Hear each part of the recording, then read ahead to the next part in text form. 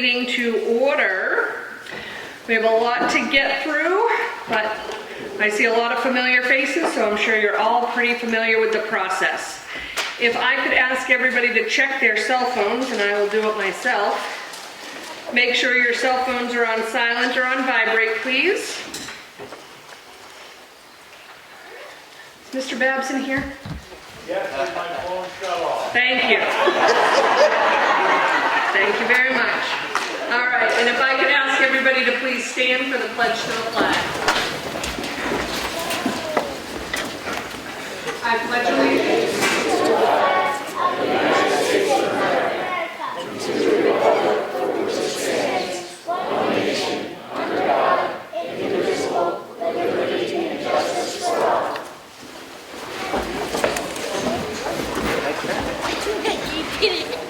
All right. As you know, every year we give thanks to all the people who help make the election and the town meeting possible. I do have to give out a huge shout out to the highway crew yesterday. The weather was terrible. The snow was up to my knees when I left last night. And so I really do want to say how much I appreciate it, TJ, to you and your whole crew. You guys did a great job. Additionally, I'd like to thank the Selectman's office, of course, the town administrator, and the town clerk and town tax collector's office for all the work they do that goes into behind the scenes and making sure everything is ready for us for voting day and for town meeting. I will do introductions now. To my left, we have Kelly Skehan, our town clerk. We have our selectmen, Sue Simpson, Martha Eldridge, and Chairman Jonathan Smith. We have our town administrator, Matt Sawyer. We have a new face this year, Ms. Huddy Grandy, our town council. Beyond her, we have TJ, Public Works Director, of course. So, and then to my right, we have Joe Goss, our Budget Committee Chair, and I will have him introduce his committee. And I'll let each one introduce themselves. Donna Gridley. Roland Millett. Dallas Emery. Jennifer Brown. Lynn Barker. Brian Keys.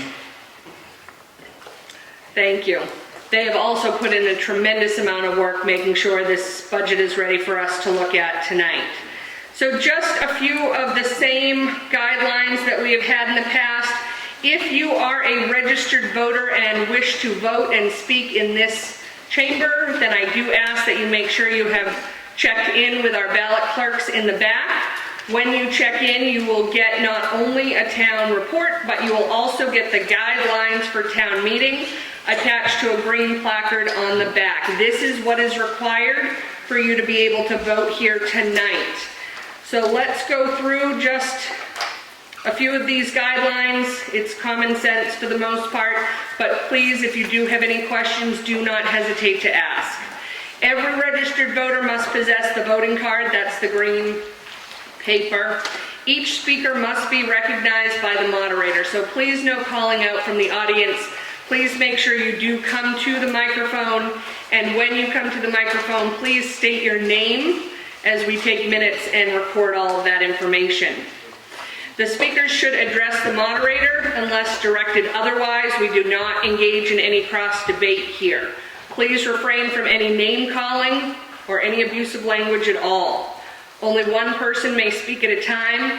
Others must please remain silent and attentive. It takes a lot to get up and speak in front of a group this big, and so please, the chatter in the background sometimes throws people. To address an article, it must first be read by the moderator. I will ask for a motion and a second, and then we'll open up for discussion. Technically, the person making the motion has the first option to address that article. The Selectmen and Budget Committee members will also be offered an opportunity to speak to any issue, whether it's recommended or not recommended. If you wish to call the question, which is a motion to end the debate, it will only be addressed if I have recognized the speaker, and then it will require a 2/3 majority vote to pass. Voting cards must be displayed for all votes unless otherwise directed. We do have a couple of secret ballots on the agenda tonight. Voting, I said that one already. So the secret ballot process is also here, And then ultimately, I am the decision maker for the body, but I do wish to have everybody who wants to be heard, and any questions answered as they pertain to our warrant articles tonight. So please don't hesitate to ask if you have any questions. That being said, are there any questions at this point? Seeing none, I will move on to the results from yesterday. So I will start with the Governor Wentworth results, although I'm only sharing with you the Governor Wentworth results for Ossipee. It will be a couple of weeks before we have the final information because Effingham went a little rogue yesterday and did not hold their election.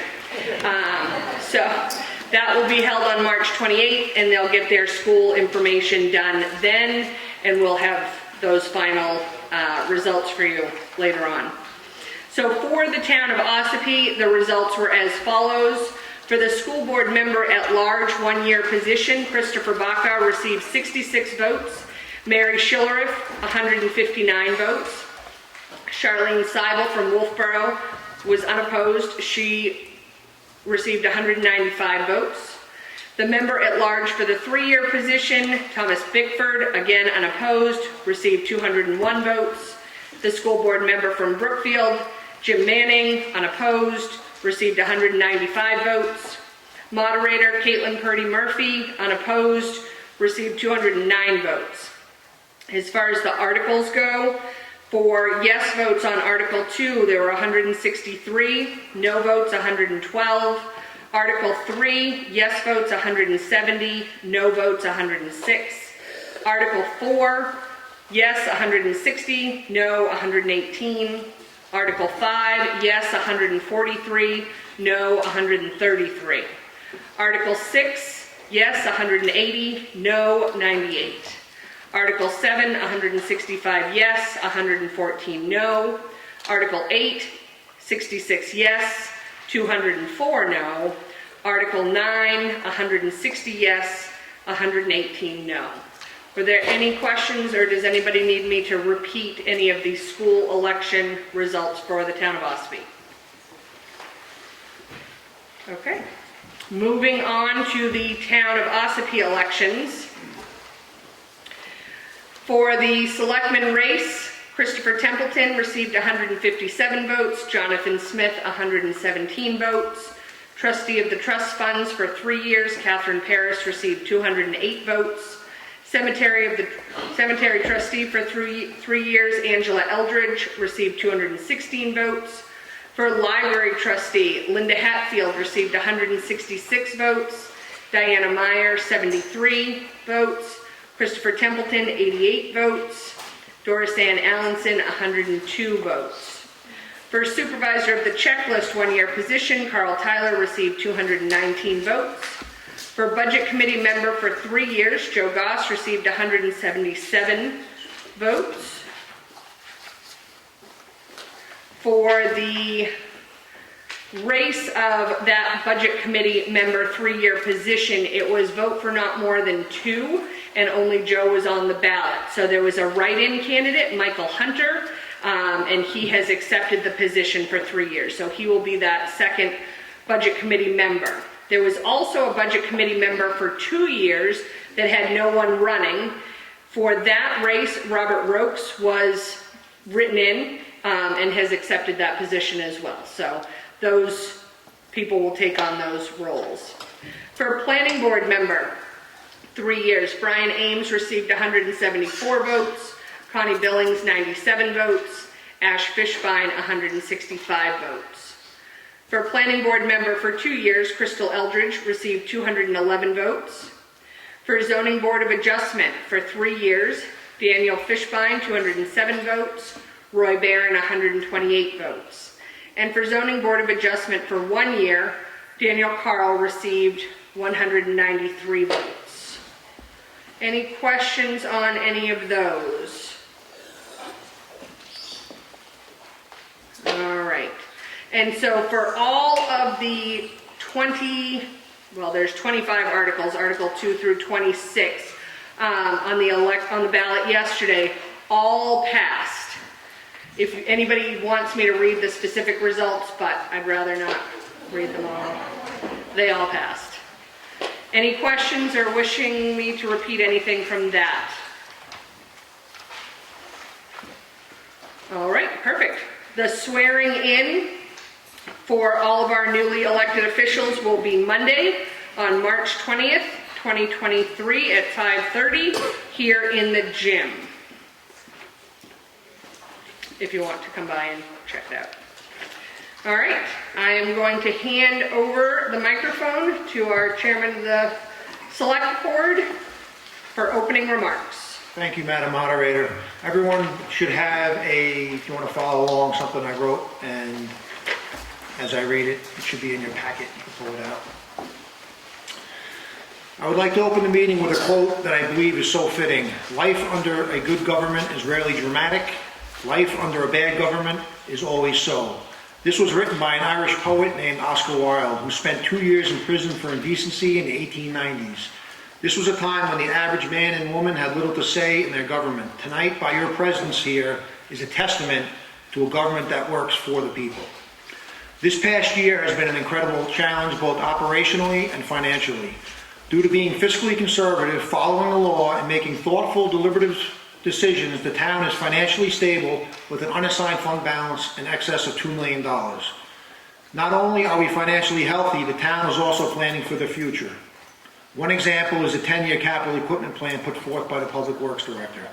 This could not have occurred without the incredible team you see here tonight. The budget before you has a significant increase. The inflation that everyone is experiencing personally is no different in municipal operations. This budget is lean. The only way to make a reduction is to cut services. Personnel is our #1 expenditure. The Budget Committee and Board of Selectmen have worked incredibly hard to present a budget that works for everyone. We ask that you support it so we can build upon the great success of the recent past. And I just want to thank everyone for coming here, and I'm sincere in that letter that I drafted. It's been an incredible challenge, and I really do appreciate the opportunity to serve this town for the past 3 years. I put my heart and soul into this position, and yes, I'm disappointed I won, but I wish Chris Templeton well. Hopefully he can stand up to the challenge that's before him, because it's just not a Monday afternoon. This job is 7 days a week for me, and honestly, I will miss it. And thank you.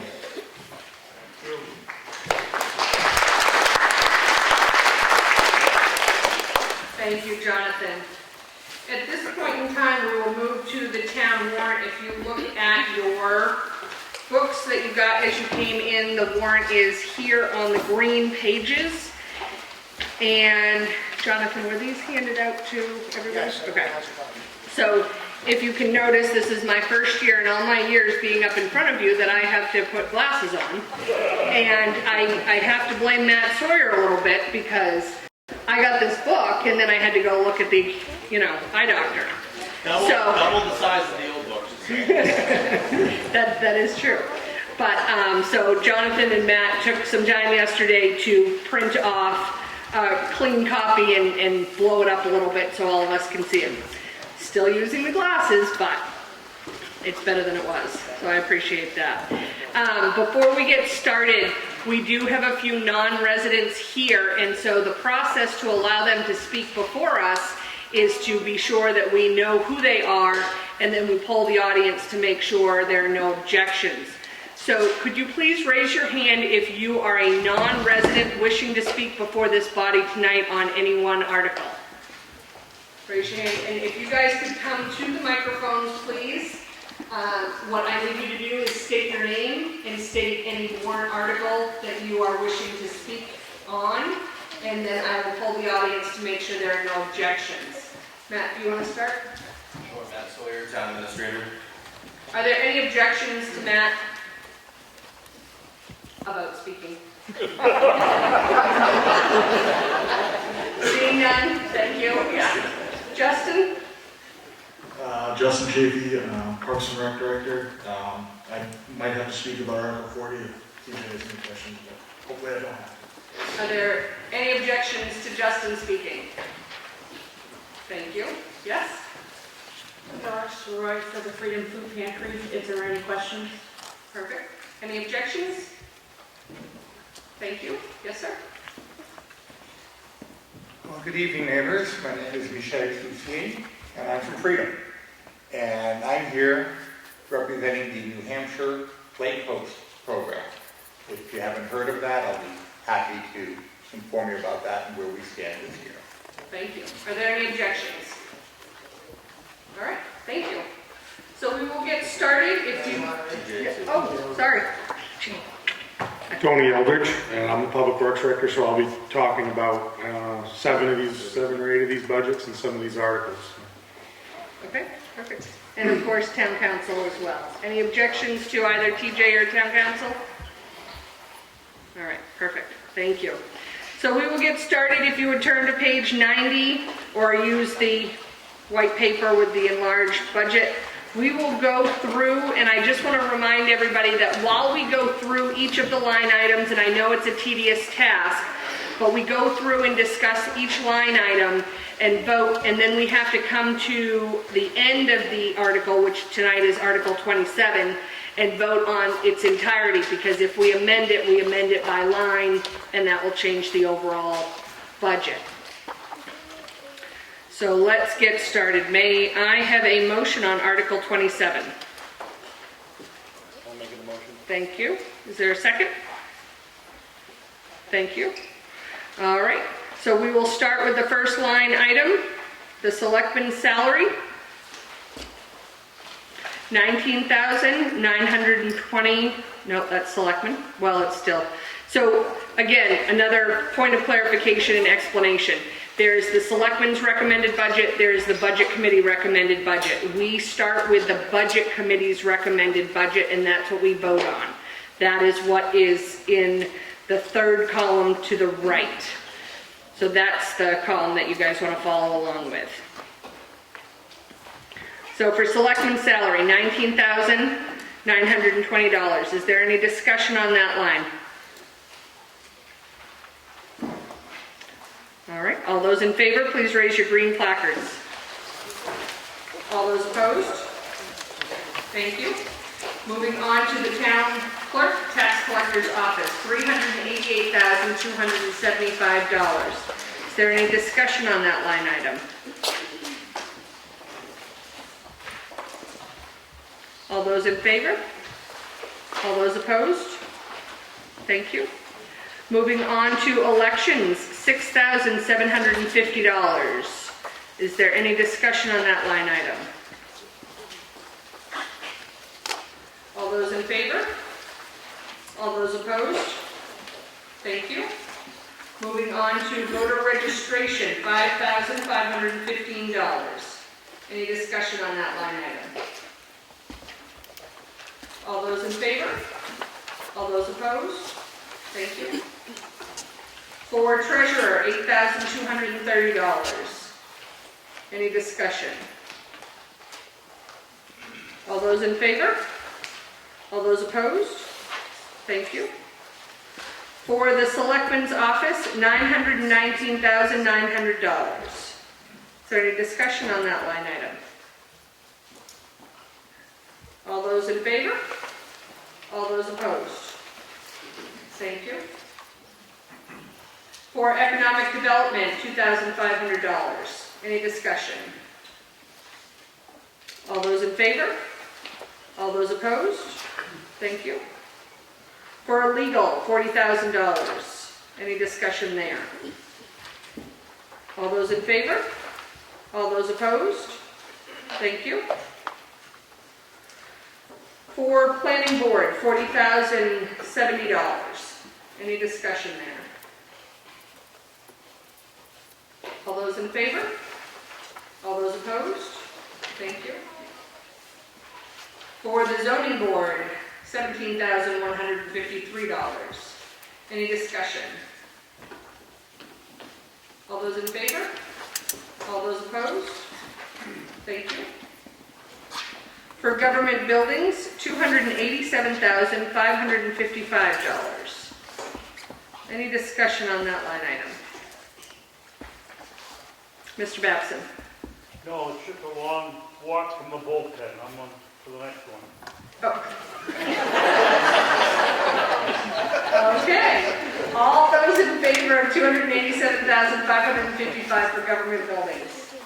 Thank you. All those opposed? Thank you. Moving on to trustee of the trust funds, $5,741. Mr. Babson. Thank you, Dave Babson, Ossipee Village.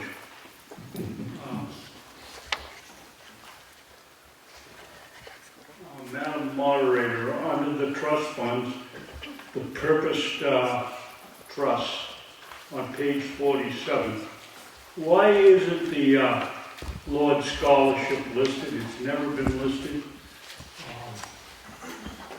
And somehow it's gotten lost. It goes back 20 years when Mr. Oakmore and I got going with the university and discovered they were taking the timber cut and put it in the general fund instead of the scholarship. And we ended up getting $85,000 back. Then the university somehow got a hold of it, and they, using their standards, which in the will is not all based on need, character, academics, and now the selectmen for years have gotten twice a year where the money went. It also says in that scholarship that Ossipee students get priority, and there's, I guess probably now there's $300,000 or $400,000 in it, which the university is using to give other students in the county, and when we're supposed to get priority. Where is the, they used to send me a copy, and I guess they didn't like what I had to say, because they stopped sending it to me. And where is it, and why doesn't the scholarship show up on the purpose trust? Sure. So we have the trustees of the trust fund. Anybody here able to speak to that? Is Connie here? Okay. Anybody on the select board or budget committee? In your book, town report, page 48. 48. Right, I think the question is it's not in there. The Lakewood Mile, You're looking for what one? The Lord? Lord Scholarship. Lord Scholarship, yeah. That one's not in there. The Lyford Merrill one is. Dave, it looks like nobody has an answer, but can I ask the selectmen to talk to Connie about that and see where that is? We will contact the trustee of trust funds. Okay? And they'll reach out to you? Okay, thank you. Anybody else have any questions on trustee of the trust funds line item? All right, all those in favor? All those opposed? Thank you. Moving on to cemeteries, $43,745. Any discussion? All those in favor? All those opposed? Thank you. For insurance, $154,200. Bless you. Any discussion? All those in favor? All those opposed? Thank you. Moving on to the police department, $1,299,950. Any discussion there? Yes, Mr. Lang. Gordon Lang, I was wondering if we could understand the difference between the selectmen's budget and the budget recommendation. Did you say you will? Okay. Mr. Goss? The reason for the cut was $25,000. The reason for it was because at the end of the year, our police chief resigned, and we don't have a police chief, and we're not going to have one until sometime, probably the end of May, 1st of June. So we felt that we could cut $25,000 off that budget because we're not going to be paying for a chief or benefits or anything else. So we figured it would be it's a small savings, but it is at least a little bit of a savings for the taxpayers. Thank you. Any other questions or discussion? All right, all those in favor? All those opposed? Thank you. Moving on to police special duty, $25,000. Any discussion there? All those in favor? All those opposed? Thank you. For the dog officer, $14,350. Yes, sir.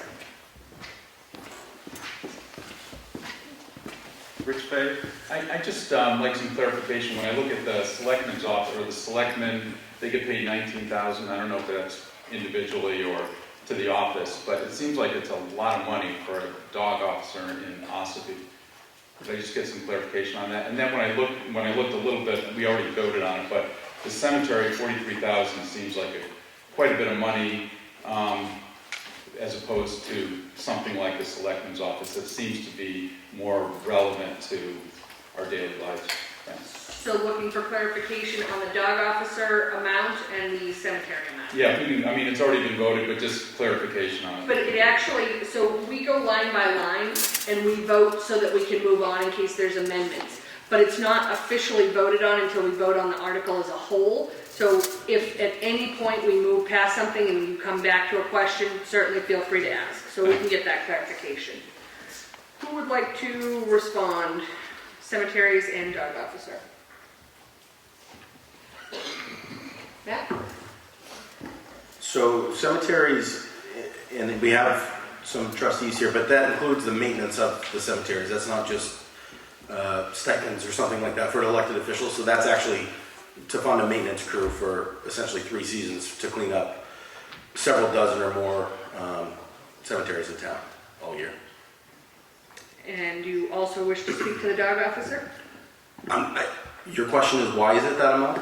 Well, it seems proportionately looking at the difference between selectmen's, what 19,000 I think it was, and 14,000 for 13,000 seems like a lot for a dog officer in Ossipee. That's $1,000 or more a month for a dog officer.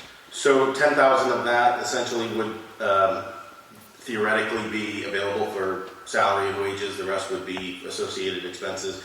I don't think we typically even come close to expending that, but for a decade or so, it was 16 or 18,000. We reworked the agreement with our dog officer, reframed expectations, and we're able to lower it. So that's a hired position, whereas the selectmen are elected officials, and although they dedicate a lot of time, it's not really comparable to somebody earning a W-2 or 1099 wage, I think. So, Jonathan? Yep, I'll just add a little bit. So Matt is correct on the dog officer. They used to get a flat stipend a month of $1,000, but now it's more of an on-call, so the taxpayer's getting a better benefit at this point because it's only paid as needed rather than $1,000 flat per month. What did we pay for them last year?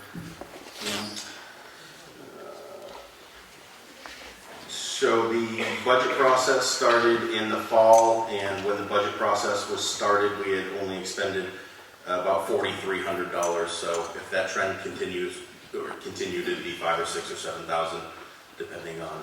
Okay, so I would say let's knock it down. And then if we have to pay more into it.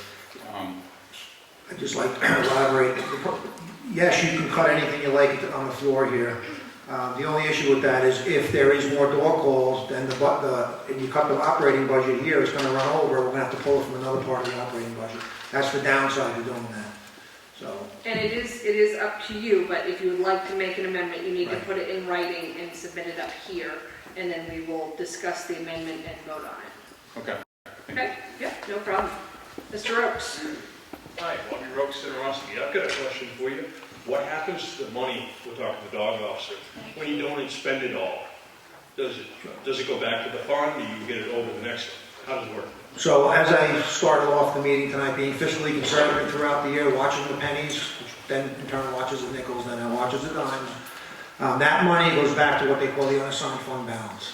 That makes the town fiscally and financially healthy. That improves your cash flow. So the money goes back to the taxpayer.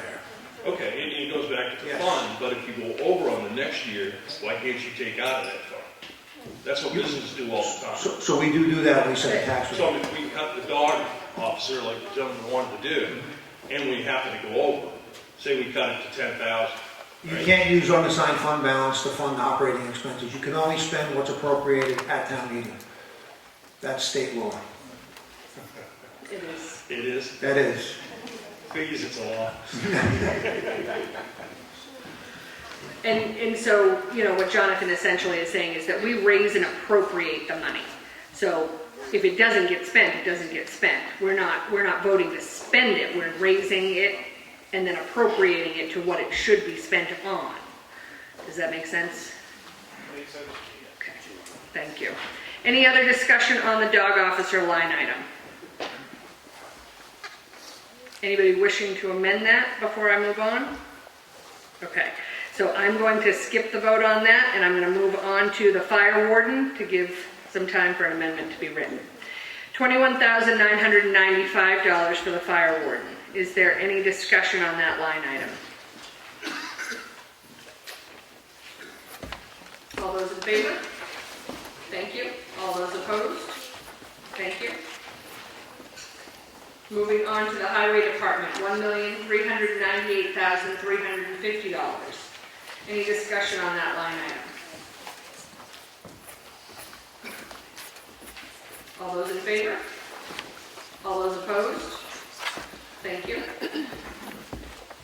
For the transfer station, $589,206. Any discussion? All those in favor? All those opposed? Thank you. All right, moving back to the dog officer, there is an amendment to change the dog officer line item from $14,350 to $10,000. Is there a second on this amendment? Thank you. So now we will just be discussing this amendment only. Is there any discussion on this amendment to reduce that line item by $4,350? Do you wish to speak to your amendment or? Okay. All right, so now, yep, you come to the microphone and state your name.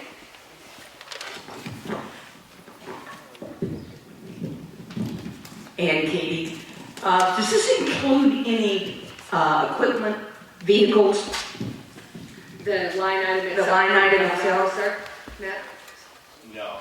That's strictly salary? Salary and a small reimbursement stipend for gas and telephone. Okay, but not any equipment or anything like that? Okay, thank you. Thank you. Any other discussion on the amendment to reduce that line item? Yes, Matt? I apologize, I should mention, so if they have to take animals to the Humane Society, they do an amazing job there, but it does cost money typically, and there is $1,500 built into this budget, which can easily go over for a long-term situation with animals housed at the Humane Society potentially, so I did neglect to mention that the first time. It is a valuable line item. Any? One of the reasons for it also to be so high, again, and Matt just touched on it, is in case we have to go and put animals into the Humane Society, it costs the town money to do that. A few years ago, we had to put a bunch of dogs down there, and it cost the town a lot of money. This is just basically a cushion in case they have to do that. Otherwise, they don't spend it. It goes back into the general fund, which goes back backs to the taxpayer. So you can, if you don't raise it, and we have to put a bunch of animals into the Humane Society, you're going to have to come up with that money. The town has to come up with that money to do that. So that means that they're going to have to cut from someplace else to do that. And that means cutting services. Any other discussion? So we are voting now on the amendment to make that line item $10,000. All those in favor? All those opposed? Okay, so the amendment fails, and so now we will vote on the line item as it stands, $14,350. All those in favor? All those opposed? Thank you. Moving on to outside agencies, we will go through each of those individually. That's why it's gray. We're not looking at that total. We're going to go each individual. So Tri-County CAP, $13,000. Any discussion? All those in favor? All those opposed? Thank you. for caregivers of Southern Carroll County. Oh, Peter, did you want to talk on Tri-County? Peter Wall, West Ossipee. Did you do the transfer station? Yep. You did, okay. I'm glad somebody's paying attention and keeping me on my toes, but that one I did. All right, caregivers of Southern Carroll County, $2,500. Any discussion on that line item? All those in favor? All those opposed? Thank you. For End 68 Hours of Hunger, $7,000. Any discussion there? All those in favor? All those opposed? Thank you. For the Freedom Food Pantry, $4,000. Any discussion? Mr. Waugh?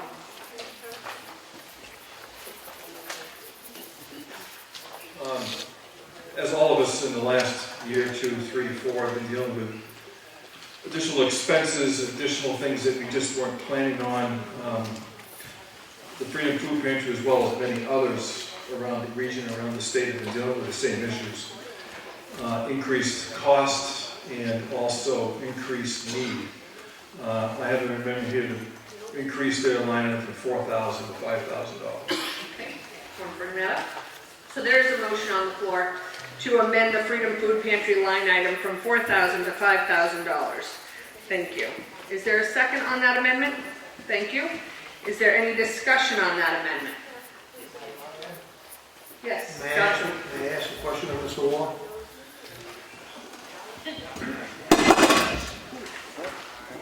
Thank you for taking my question. Was this a request from the food pantry? Yes. Are they aware of this being requested? Yes. Okay, thank you.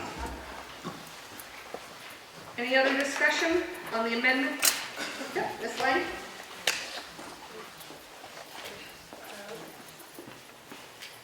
I have no problem with money going to them, but I'm just curious why we're funding Freedom. Okay. Is there somebody wishing to speak to that? Oh, yep. That's right.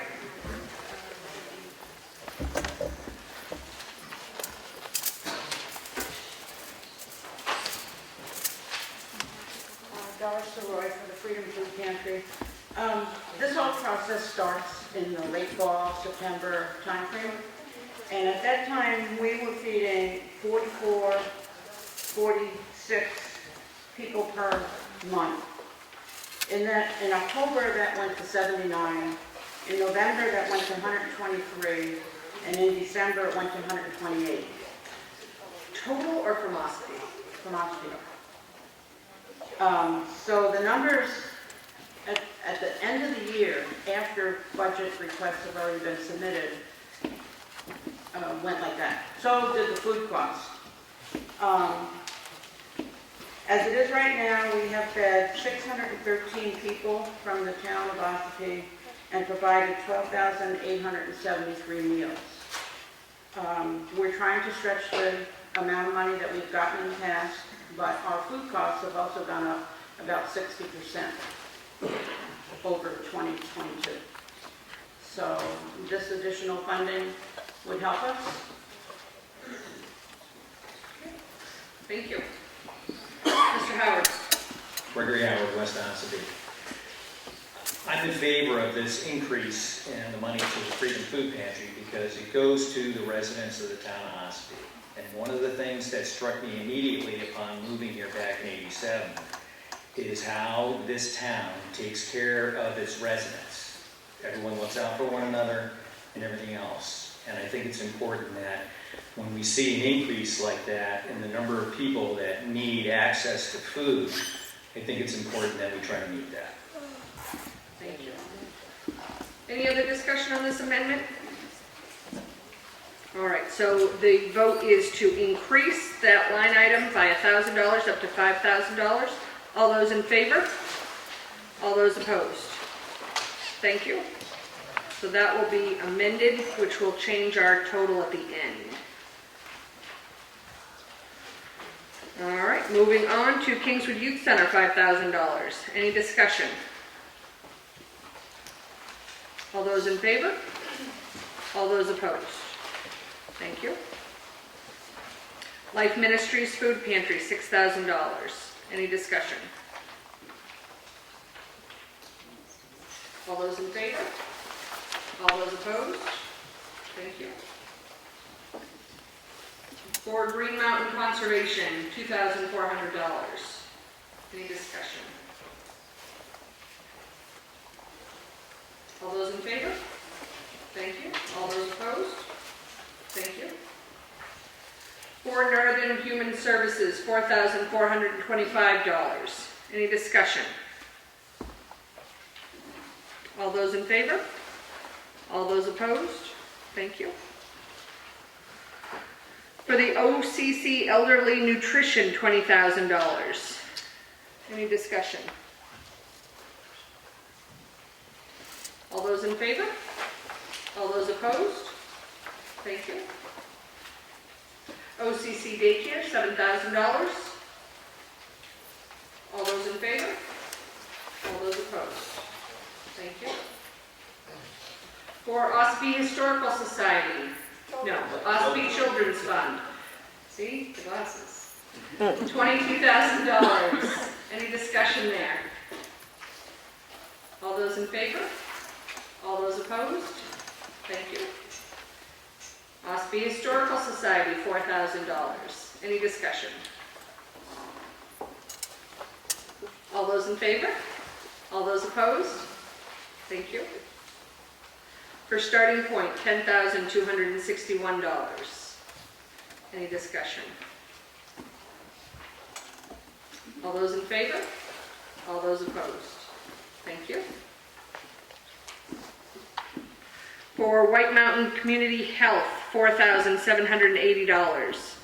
Any discussion? All those in favor? All those opposed? Thank you. For Granite VNA and Hospice, $14,000. Any discussion? All those in favor? All those opposed? Thank you. So we don't need to vote on White Horse Addiction Center, as that's a 0. Moving on to Lake Coast, $2,500. Any discussion? Yes, Ms. Lang. I just want to know what it is. Sure, yep, and we have somebody here to tell us. Come on down to the microphone. Thank you.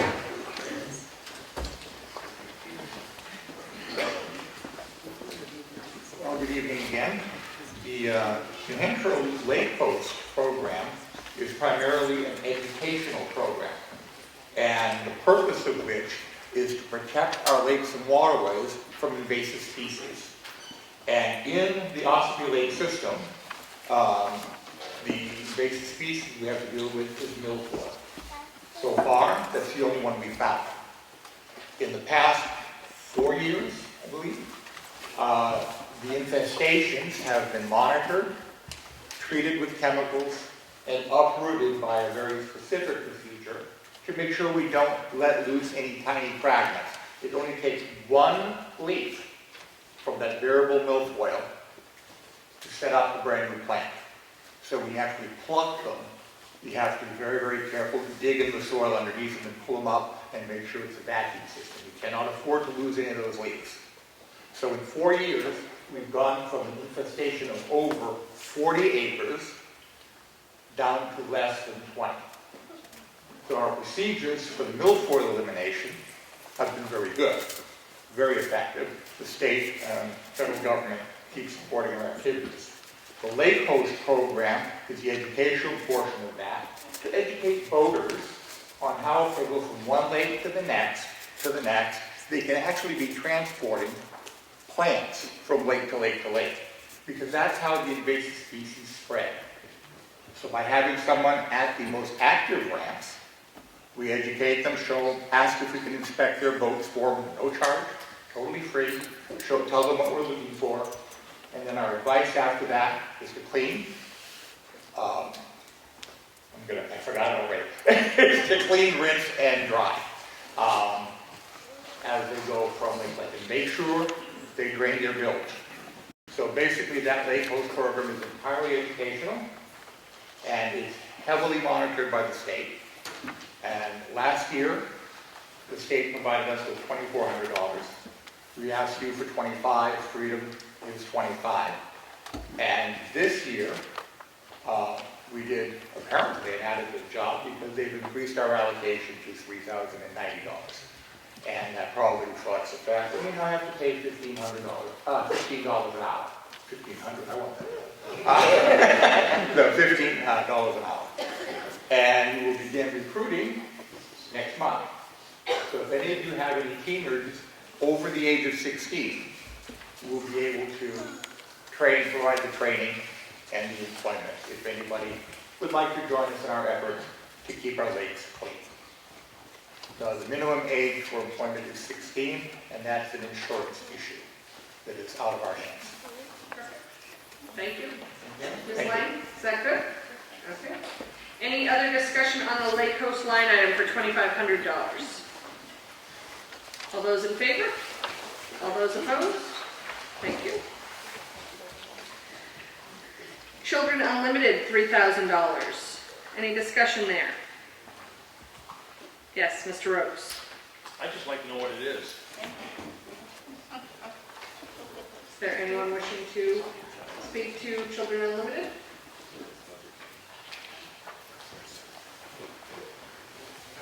Do they have any of their outside agency packages with them? Yeah. Tom's getting them. Tom's getting them?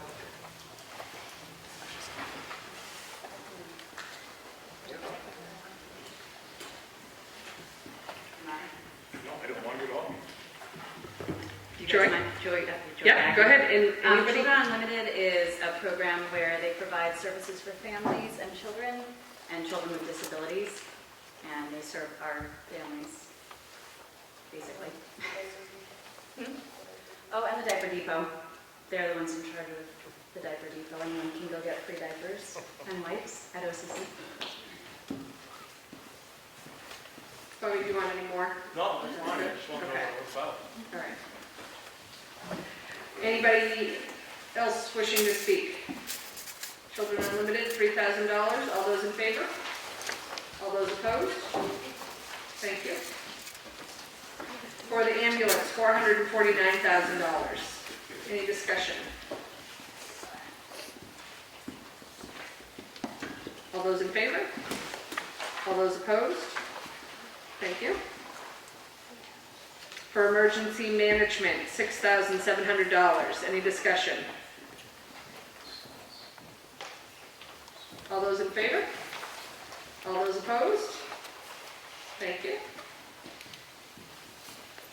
For general assistance, $40,000. Any discussion? All those in favor? All those opposed? Thank you. For recreation, $219,355. Any discussion? All those in favor? All those opposed? Thank you. For the library, $244,070. Any discussion? All those in favor? All those opposed? Thank you. For patriotic purposes, $3,000. Any discussion? All those in favor? All those opposed? Thank you. For conservation, $26,784. Any discussion? All those in favor? All those opposed? Thank you. For interest on line of credit, $10,000. Yes, Mr. Babson. Thank you, Madam Moderator. It was my belief that if you had a line of credit, well, the reason for a line of credit is you didn't pay for it until you used it. What is it, just for administration? Thank you, Mr. Babson. Now, the interest is for in case we do use it. Every year, we do an application for a line of credit and get approved. But luckily, due to good fiscal management over the last 3 years, we have not used the handout, which is an unusual situation for the town of Ossipee. Thank you. All those in favor? All those opposed? Thank you. For vehicle and equipment maintenance, $274,291. Any discussion? All those in favor? All those opposed? Thank you. Moving down to water, $223,180. Any discussion? All those in favor? All those opposed? Thank you. And sewer, $232,150. Any discussion? All those in favor? All those opposed? Thank you. So there should only be one small change to our total by $1,000, correct? Correct. So we're looking at an overall $7,149,801. So that is the total amount for Article 27. Is there any discussion on that? So essentially, we have just been voting on each of the line items. Now we're actually going to vote on the warrant article as a whole. All right, all those in favor? All those opposed? Thank you. Article 27 passes. There's a motion to restrict reconsideration. Is there a second? Second, thank you. All those in favor? All those opposed? Thank you. Moving on to Article 28. Mr. Howard? Actually, I was going to make a motion to see if we could take one of the articles, Article 46, out of order and discuss that now. Okay, so there's a motion to amend the agenda to put Article, you said 42? 46. Before we get to Article 28. Is there a second? Second. That has been moved and seconded. So essentially, we're not voting on the article right now. We're just voting to determine the order. And so that we can discuss Article 46 now and then move forward after that. Any questions on what we're voting on? Yes. Can I ask Mr. Howard to amend his motion to add Article 42 to that also? That's a school's out warrant article. Do you want to amend that or not? No. Okay. So we can make a motion afterwards and do that. So right now, the motion on the floor is to move Article 46 up, to speak about that now prior to Article 28. There is a motion and a second. Is there any discussion on that movement? Mr. Babson? Why do they want, this gentleman want to move? Mr. Howard? I wanted to because it's one of the last articles that we would consider tonight. And I know sometimes when our meetings run long, we lose attendance. So I wanted to give everyone that's currently in attendance an opportunity to hear this issue and make a decision on it. And I will also add that there is a request for this article to be secret ballot as well. And so for timing wise, as far as counting ballots, that is also entered into it as well. I'd like to ask Greg, don't these folks that leave have the opportunity to stay and vote if they're good? Mr. Howard? They do, but I feel it's still important to deal with this out of order. Okay. All right, so all those in favor of moving Article 46 up, please raise your placards. All those opposed? Thank you. So this passes. We will move 46 up, and I will tell you that we also have, we also do have a request for a secret ballot on this. So when we get to the point that we are going to vote, we will break off our placards. See how you have they're numbered. Yes and no, one. We don't do it based on the number of the article because there's too many articles. So it's the first secret ballot vote would be using the yes one and the no one. I'll talk more about that when we get to it.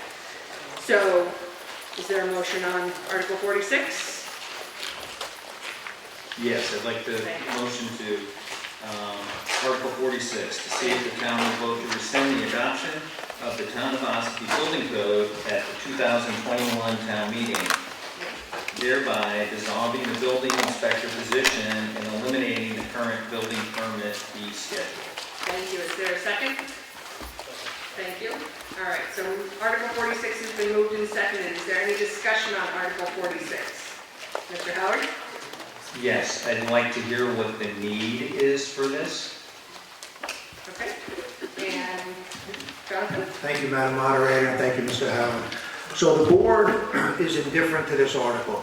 We didn't even vote on it. It was several contractors and builders over the last couple of years, including homeowners, have repeatedly asked the question, why do we have a building inspector position?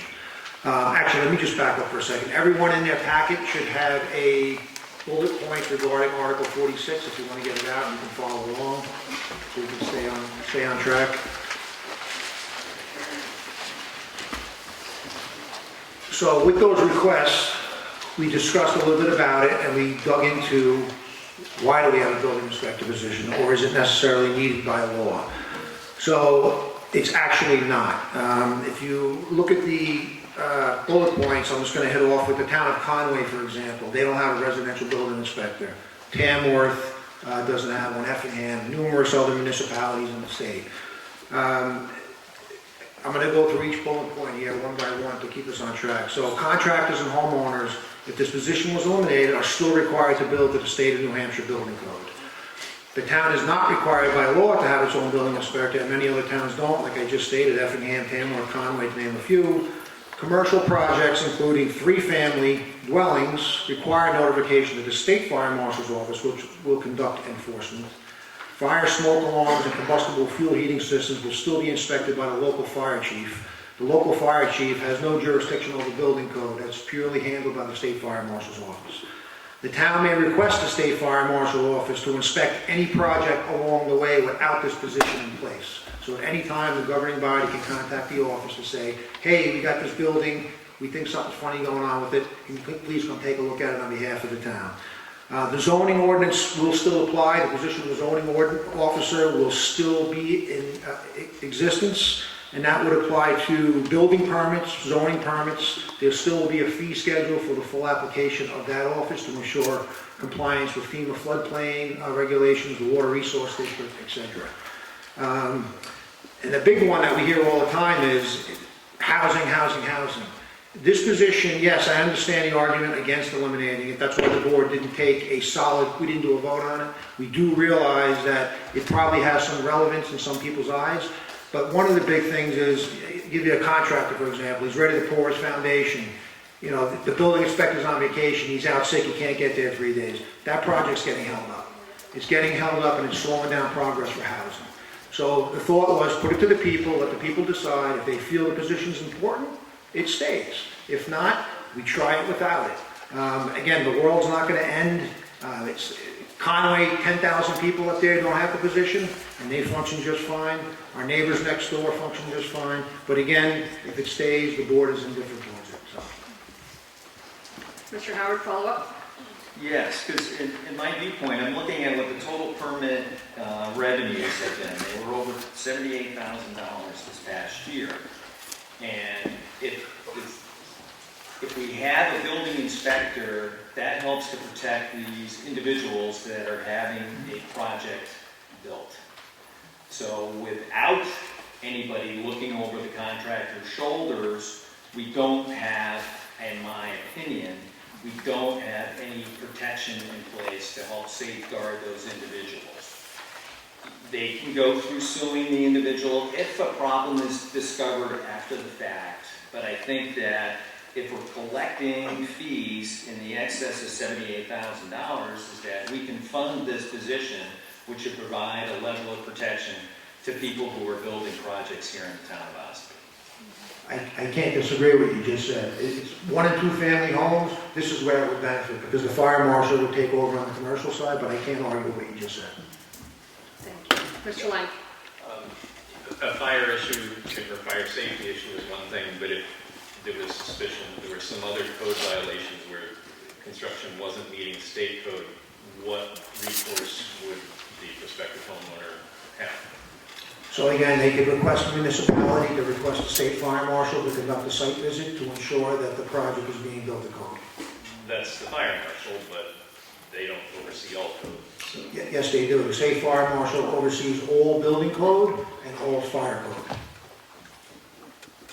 That's state law. If you go to their webpage, you will see, so the state just adopted recently the 2018 IRC, 2018 IBC, the 2018 IDEC. I can go down the list, including all the newest fire codes along with that. That is overseen by the state fire marshal's office. Yes, sir. Madam Moderator, Tim Utterbach, West Ossipee. I've spent over 50 years in the architectural profession, and the bulk of that period of time, I've probably introduced projects to land use boards, planning boards, zoning boards, etc., hundreds of times. And one of the reasons that process is in place, as well as having a building inspector, is that it protects the health, safety, and welfare of the citizens, as well as protecting our economic and environmental issues.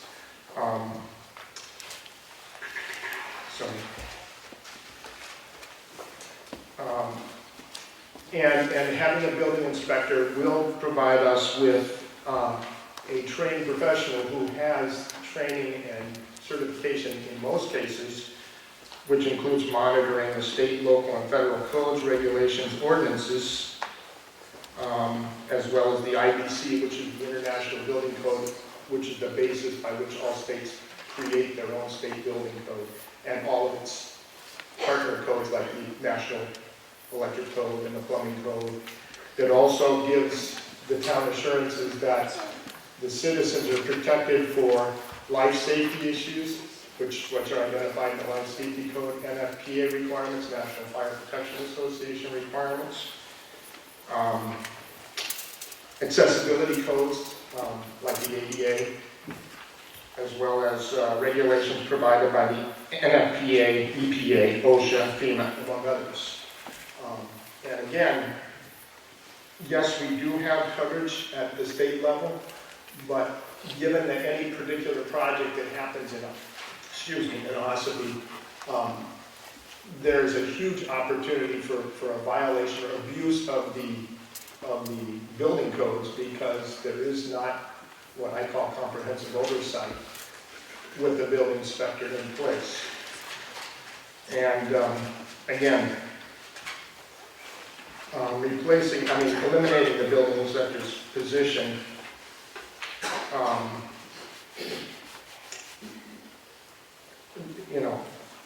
and allowing the zoning officer to fill that role, to me, doesn't satisfy that requirement, because a lot of times the zoning officer is not a trained professional. He has not had the certification that building inspectors typically go through. And the loss of local inspections does create a high risk for the residents in our town. And the case in point would be a project that recently occurred in Ossipee, a commercial project, where our building official went down and inspected it during construction and found that one of the components of that building system was substandard, and had it not been caught by him, it would have resulted in a catastrophic failure of one of the building structural systems and potential health compromises to the citizens of Ossipee and the occupants of that building.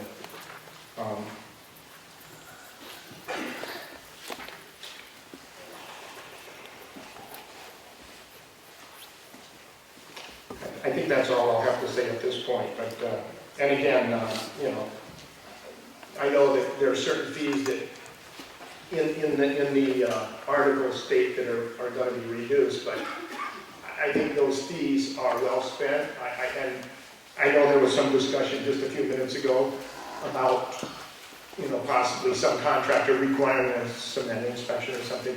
Again, I've been on both the construction side and architectural side, as well as real estate development for over 50 years. And typically, as part of an industry standard, those inspections are scheduled in advance. They don't happen overnight. So, that argument is kind of not a sound argument. Anyway, that's all I'll say. So I implore everybody to not support this. Thank you. Mr. Howard. Gregory Howard. One point of information, the state fire marshal's office, if they had to come and do an inspection, it would be weeks before they would get here with how short-staffed they are. So the contractors that are complaining about that things wouldn't be inspected in a timely fashion, if we became dependent on the state fire marshal office, that would cause an even longer delay. Thank you. Ms. Lang? I was going to say the same thing. We all know how long it takes the state to get around to doing something. I was chuckling at your inspector being gone 3 days. I would speak against eliminating this. Thank you. Mr. Pastel? Bob Postel, West Ossipee. I too was going to make the same point. I'm very reluctant to entrust our operation to the state, given the state's historic response records in most anything I had to do with the state over my 18 years here.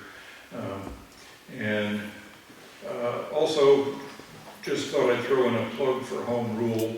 It's our town, let's have our inspector. I realize it's difficult finding a competent inspector. We've been through several in the last few years, but hopefully we can find a good inspector, make an offer of employment that's worth having. I really think this is one case where home rule is a good idea myself. Thank you. Anyone else? Are you looking to speak, Joe? Go ahead. Mr. Deegan. Hope you don't mind, I'm back here. Someone's better on the board. If I can make a point of clarification, as far as the fire marshal goes, the fire marshal does not come to anything with 1 and 2 family homes. He only does commercial side. As far as Conway, a point with that, Conway has 2 commercial inspectors, and I believe, I don't know if it got voted in, had an article to actually put in a building inspector for the residential side. So it is important, it is seen there. I do agree with everything being said. It is important to have buildings watched, because when it's up to the state or when you don't have a building inspector, the building codes get left up to the owner as well as the builder. So that's something to watch out for. Thank you. Thank you, Joe. Adam?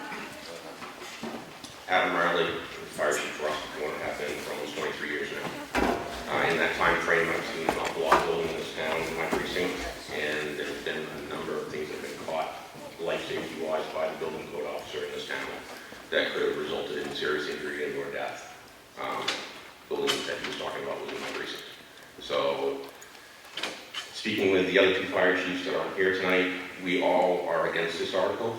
Feel that it is important to keep that in-house, and all of us are busier than we ever have been.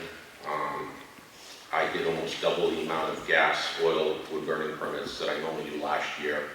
I did over 100 last year just in my precinct, and I know the code officer here, you can cut to part-time.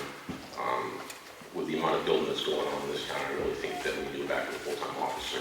So that's our opinion. I can support everything that's been said so far this evening as well. Thank you. Mr. McConaughey? Steve McConaughey, Senator Ossipee. I am the tax building officer in the town, and we do need a full-time building officer. It's black and white. They keep you very busy. We have a part-time right now, and he's still putting well over time, working overload. We need a full-time officer in the town. Thank you. Thank you. Yes, Jonathan? I appreciate all the comments here, and some of them I disagree with, some of them I won't, but again, like I stated, the board is indifferent on this article based on the feedback we've got from some members of the public. As far as the position being funded full-time, I sit in that office as a zoning officer. That office basically is fully funded at this point because the job used to be split between zoning and building. Now we have 2 people that are part-time doing the role, and that job is being handled very well by our current inspector, Mike DeLue, in the course of 24 hours per week. So any full-time position, you need to add an additional $50,000 to $60,000 between benefits, payroll taxes, retirement, to a part-time position. So full-time employees are very, very expensive. Madam Moderator? Yes. May I make a motion to table this article, which will end debate on this? And that basically kills it.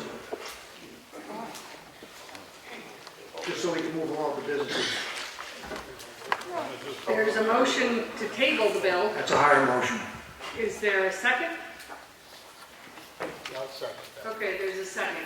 So then we would not come to a vote on this. So all those in favor of tabling it? Please clarify what the results of this would be. Sure. A tabling motion basically kills the article. It just ends debate and moves it so we can get through the rest of the articles here tonight. It's basically dead. A tabling motion speeds up the process, that's all it does. So basically, if you vote yes to table it, this article is dead. Unless it gets brought back to the floor. Right, but if you do a motion to not reconsider, it's dead. My question then would be, what happens? Who decides? You guys make a decision without our input? No, this article is then dead. I understand that. And so But tomorrow, if you decide you don't want this position anymore, you're just going to say, we're done with that? No, the bill has been adopted in 2021. I'm sorry, the position has been adopted in 2020. It's already in effect. I understand that. And I Stays in also, effect. okay, so my next point is that it's not a part-time, it is a part-time position, and nowhere in that article does it say you're moving it to full-time, it just says not to rescind it. We're not changing. No, you did, you said that, you said we didn't want a Okay, full-time. guys, officer. we're not going back and forth. Number one, we're talking about tabling, we're not talking about the bill at this point. I just want to know what happens to the Yep. whole situation. It stays status quo. Okay, thank you. Yep. Mr. Babson? I believe the missing part here is to take it off the table, it requires a 2/3 vote. It does. So the motion on the floor is to table, which means we stop talking about it, we move on, and we can restrict reconsideration and not have it come back up, or it can be reconsidered later on, and that. So it's up to you. We can not table it and vote on it, or we can table it and not vote on it. So the motion now is to table. So all those in favor of tabling the warrant article? All right. We're gonna count. So those of you who are in favor of tabling it, stand up, please.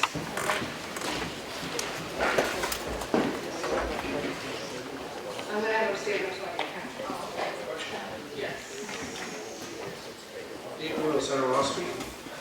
So we're tabled, but we still can bring it back. Is that what you're saying? Or we have to make a motion now to table it? and not be able to bring it Right back? now, we're voting on tabling it. And unless there is a motion to not reconsider later, then it can come back. It has to go after this vote. Sorry, what? It has to go after this vote? Yes. To make a motion to not bring it back? Yes. Okay, so everybody standing is in favor of tabling the bill. Can I have the ballot clerks please count the sections and bring me the numbers?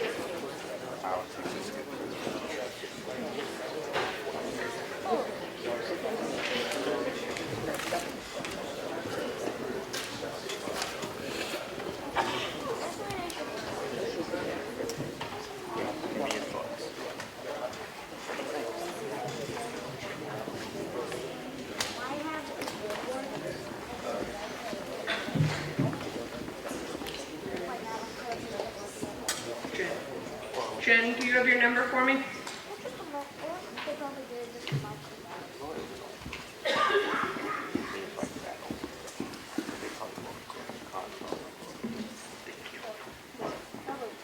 All right, thank you. All those opposed, please stand, but also show your placards too.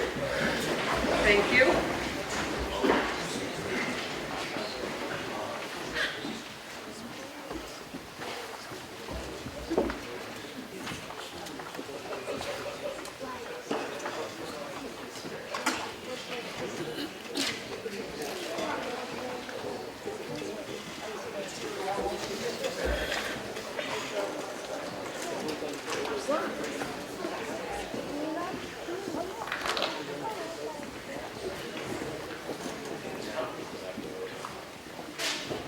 Thank you.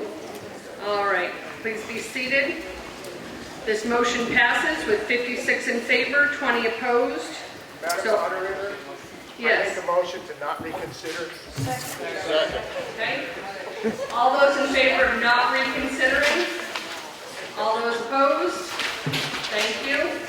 That passes. Madam Moderator? Mr. Auerbach. I'd like to make a motion to move Article 45 up to the current standing because of its circumstance.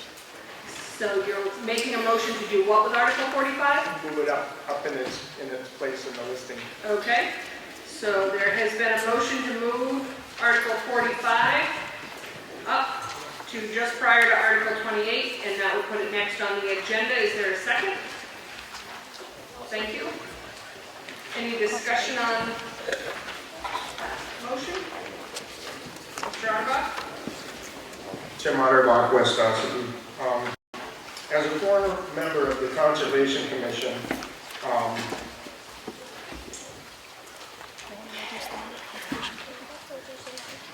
our Conservation Commission has a responsibility of protecting the natural resources and... Mr. Otterbach, we're not, I'm just asking for discussion on the motion to move it up in the agenda, not the actual warrant. Oh, I'm sorry.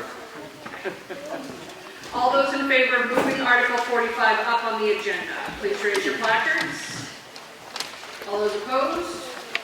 Thank you. We will now move to Article 45. Article 45 states to see if the town will vote to reduce the composition of the Conservation Commission to 3 members pursuant to RSA 36-A:3. This is recommended by the selectmen and a majority vote is required. Is there a motion? And a second? I so. And a second? Did somebody second? Thank you. Sorry, we just need to get the names up here. All right. Is there anyone wishing to speak on Article 45? Yes. Gotcha. What? Okay. Thank you, Madam Moderator. So this really is quite simple. The Conservation Commission, when it was adopted many years ago, originally it was adopted for 7 members. Those 7 members are not elected officials. They're appointed by the governing body, the Board of Selectmen. As time goes on, like every other board, less and less people are being involved in town government. We can't get people to serve on board. We have ZBA openings, planning board openings, there's always openings on budget committee. So the simple thing is, by reducing this to 3, the board still functions, but it's easy to have a quorum because getting 3 members is not hard. Getting 7 members is extremely difficult. We have not had 7 members, I can't even tell you when. So 3 members allows a quorum of 2, which means they can conduct business. They routinely have not had quorums to conduct business because with a 7-member board, they need 4 present. Shrinking it to 3 is just common sense. This is not even a debate of whether you believe in conservation or not. I wholeheartedly do. But shrinking it to 3 makes a quorum of 2, which makes business being able to be carried forward monthly without having interruption. So 3 is the best number to serve this town at this time. Mr. Auerbach. Thank you, Madam Moderator. The reason I'm requesting this be moved forward and to have this discussion is that as a former member of the Conservation Commission, I'm acutely aware of the responsibilities the Commission has. And at that point in time, we did have 7 members. And we all know why there's not 7 members now. However, over the past several years, there have been at least two people that I'm aware of who showed an interest in becoming an appointed member of the Conservation Commission and were not given that appointment. And certainly, I think that there needs to be a greater effort on the part of the town to advertise that and identify exactly what the responsibilities and challenges are of the Conservation Commission. And certainly it's, as I started to state earlier, it's to protect our natural resources and our watershed resources, which are highly susceptible to compromise. But we also have, as you are all aware, an immense amount of property in the town that's in conservation easement, and one of the responsibilities of the Conservation Commission is to do an annual oversight of the terms of those conservation easements, and I know that's not being done wholesale. I know it's being done partially, but there are parcels that have not been reviewed, and I think that there is a need to get more people involved, and I think by advertising that and keeping the numbers greater than 2 as a quorum, with 4 members we could have a quorum, and I believe that it's just reducing the effectiveness, I believe, of the Conservation Commission at some point, maybe not today, but in the future. That's all I have to say. Thank you. Mr. Fahey. Thank you. I've gone to the Conservation Commission for probably a decade, and so I've seen it ebb and flow. It used to be really robust and very diversified and representative of everybody in Ossipee. Pro-developers, pro-environmentalists, and people right across the line. Putting it to 3 people will make this, and it's so often been hijacked by the selectmen that put in people that are either their friends or that are going to go in their direction. That's my observation, and it's not just now. I'm just saying in the past. This isn't a commentary on the current selectmen. So what I think that having 5 or 7 makes for a more representative body, and I think there's a real 3 will just make it slanted. It will be sometimes pro-developer or some other times pro-environmental and very little voice for the people of Ossipee in general. So I would vote against this article. Thank you. Thank you. Mr. Pastel. Bob Pastel, West Ossipee. If the stimulus for this proposal is that it's hard to find 7 willing bodies, perhaps we should try and split the difference rather than going to a body of 3, which is a radical cut from a 7-person body. I'd like to propose the idea, make an amendment to this proposal to make it a 5-person body in the interest of being able to better man it. So I would make a motion. Oh, I have to write it down. You have to write it down. I will in good faith take that motion, though. There is a motion on the floor to amend Article 45 to see if the town will vote to reduce the composition of the Conservation Commission to 5 members. And I did hear a second over here. Is there any discussion on the amendment? Madam Moderator? Yes, Jonathan. I would not be opposed to going to 5. It's just 3 was realistic. We have 3 members now, and that seems to be what we've had over the last couple of years. And again, the difficulty is getting people to participate. But 5 is better than 7. Thank you. Wishing to speak on the amendment? No. Okay, Mr. Babson, willing? Oh, well, yes, actually. Okay. Hi, Kate. So I'm new. I bought the house on the corner by OCC, and I'm very interested in conservation. And when I came here, this was my experience when I asked about the position, was it had to do with machetes, cutting back overgrowth, and painting a building somewhere on the other, by the lake.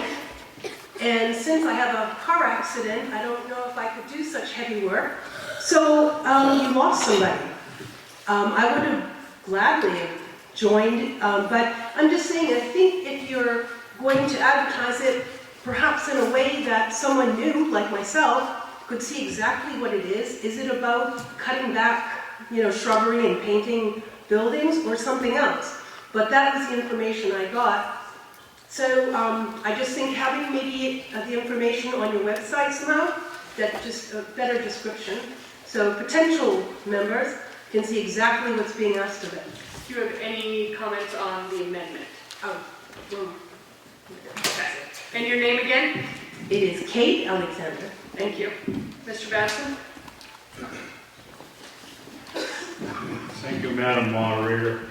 In the past, you've only allowed 1 amendment at a time, and don't we have to procedurally vote down the first amendment and then take the second one?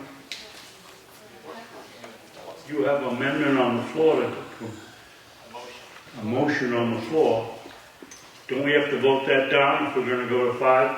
And then have another motion for 5? So we have a motion on the floor on Article 45 as reducing to 3. Somebody has made a motion, only one, to amend 3 to 5. So I thought the first one was 3 to 7. I mean, 7 to No. 3. No, that's what the warrant article is, overall. It's getting late. Yeah. But Mr. Babson is a stickler for his parliamentary procedure, and he does know that I don't allow amendments to amendments, so he's right on there, but we don't have that yet. So is there any other discussion on the amendment to change the number 3 to 5 in Article 45? All right, all those in favor? All those opposed? Thank you, this amendment passes. Is there any other discussion on the article as a whole? Now read 5. All right, so we will now come to a vote on Article 45 as amended to see if the town will vote to reduce the composition of the Conservation Commission to 5 members pursuant to RSA 36-A:3. All those in favor? All those opposed? Thank you, this passes as amended. Moving back to our original agenda. Yes, come to the microphone if you wish to be heard.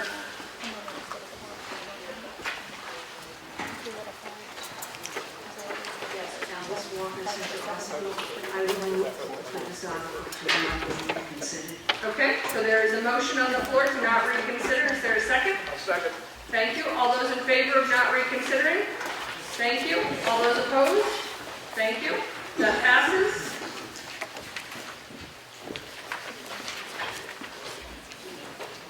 Marie? Madam Moderator, Marie McConaughey, Center Ossipee.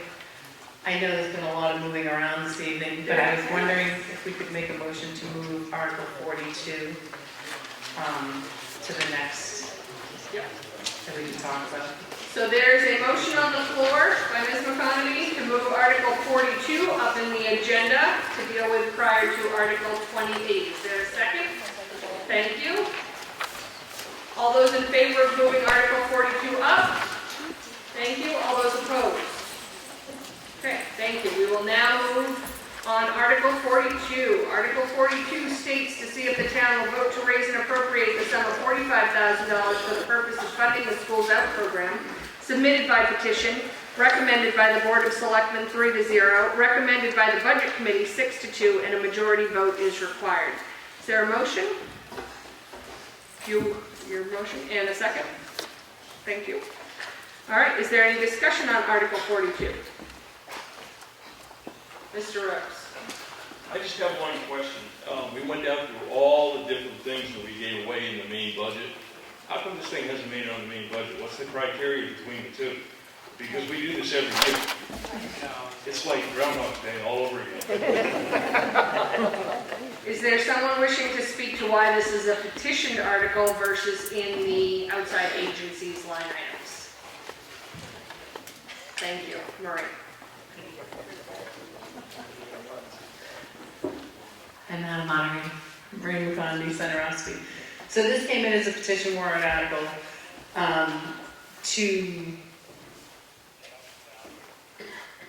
speed it along, I guess. So the program itself has been funded by the taxpayers for the past several years, but it does go in front of the Budget Committee.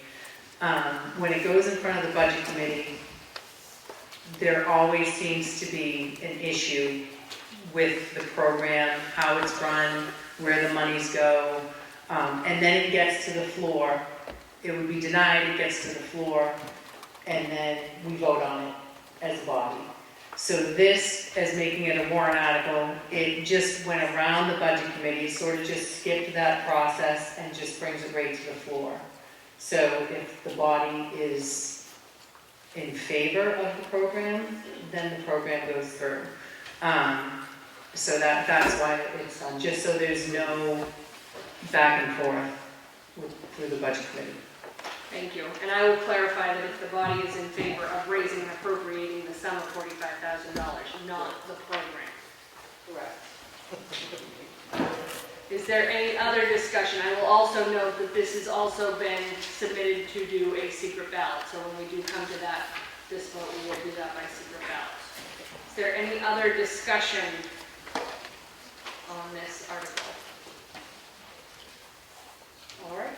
So the secret ballot process is, please look at this back page and take off the yes and no number 1, because this is our first secret ballot vote. You use the number 1. And our ballot clerks will come around and you put in your tab. If you are in favor of raising and appropriating the money, you put in the yes. If you are not, you put in the no. And we will work on that process right now. We will take no more than 5 minutes to do this, and then we will move on to the next article on the agenda.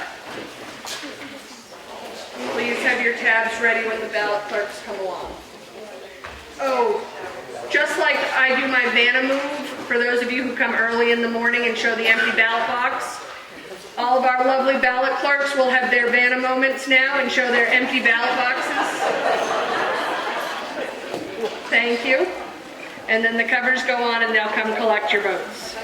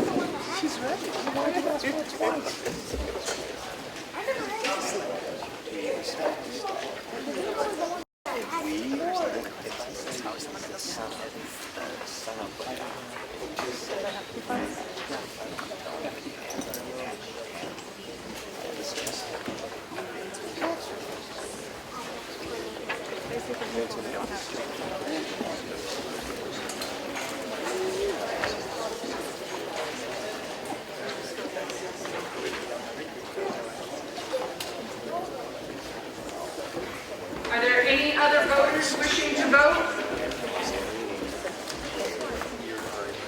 If you have not had the opportunity, raise your hand and I'll send a ballot clerk over. Okay, thank you.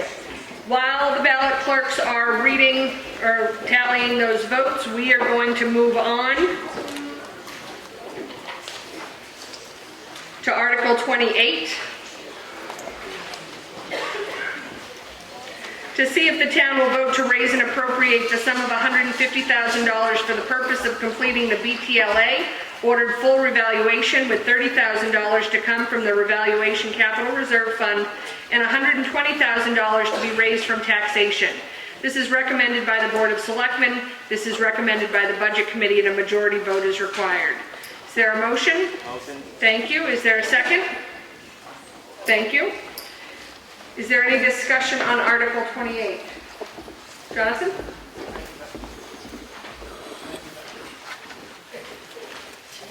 Joe, thank you. Thank you, Madam Moderator. So this is, the New Hampshire State Constitution requires a full revaluation every 5 years in the municipality. Our numbers are so out of whack, as everyone knows, with property valuations. So this is also as a BTLA order attached to it. So basically, this warrant article is binding. We have to fund it. If we don't fund it, we're going to be in trouble. Thank you. Yes, sir. Andy Northrop from Ossipee. Can you tell me what BTLA stands for, please? Bureau of Tax and Land Appeals. Thank you. Also, prior discussion mentioned we have over $2 million in our general fund, and I didn't understand that there's any way to take money from that to spend it. I don't see in the budget where we're applying that to reduce the tax rate. Why can we not take some of that money to fund articles like this rather than raising that through taxation? Jonathan? Thank you for that question. So the unassigned fund balance is, it's a difference between your assets and your liabilities, and it accumulates through unspent funds at the end of the year. But it's not like cash in the bank where you can go put your ATM card and take it out. So we do use it every December or November when we set the tax rate. Last year, we used $250,000 to lower the tax rate, but you also want to keep a minimum recommended amount in there. We set a policy of about 11% of our overall operating expenses. So that includes the school too, because the town is on the hook for the school budget to collect and pay, even though we don't control it. So we had about $2 million in there. That's part of the reason why the town is so financially healthy, because we're not spending it irresponsibly. We're keeping the recommended amount by our auditors in there, 11%, so you don't want to get below that. But again, for years, we had $500,000. When I started in this position, we had $800,000. We're now over $2 million due to good management, and we don't want to mess that up. And $2 million is roughly 11%. It's roughly 11%. Actually, it's 1.85 is about 11, so, but we're about 2 million. Perfect, thank you. Thank you. Is there any other discussion or questions on Article 28? All right, all those in favor, please raise your placard. All those opposed? Thank you. That passes. Moving on to Article 29, to see if the town will vote to raise and appropriate the sum of $20,000 for the purpose of improvements and maintenance to the town-owned buildings. This is recommended by the Selectmen and the Budget Committee, and a majority vote is required. Is there a motion? Thank you. Is there a second? Thank you. Any discussion on Article 29? All those in favor? All those opposed? Thank you. That passes.